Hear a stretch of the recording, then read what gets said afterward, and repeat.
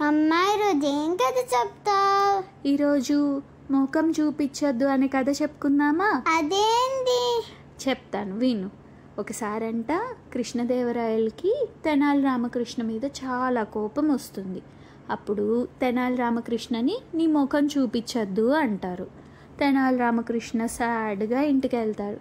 కానీ పక్క రోజైతే సభకి రావాలి కదా, ఎలా అని ఆలోచించి ఒక ఐడియాతో వెళ్తాడు.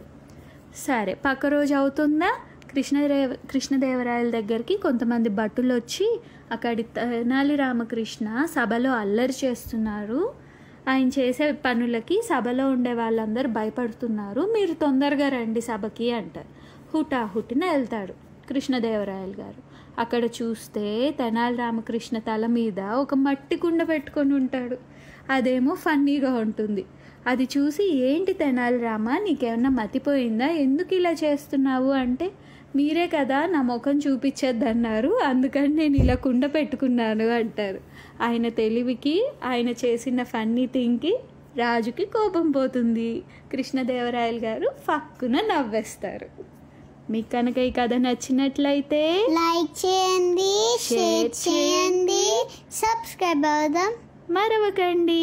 ప్రేమతో మీ ఆశ. ఇంకా థ్యాంక్ యూ. బాబాయ్.